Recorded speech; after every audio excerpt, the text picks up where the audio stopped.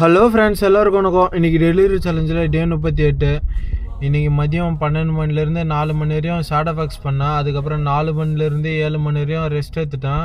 அதுக்கப்புறம் 7 மணிலேருந்து நைட்டு 11 மணி வரையும் ஸ்விக்கி பண்ணேன் ஃப்ரெண்ட்ஸ்.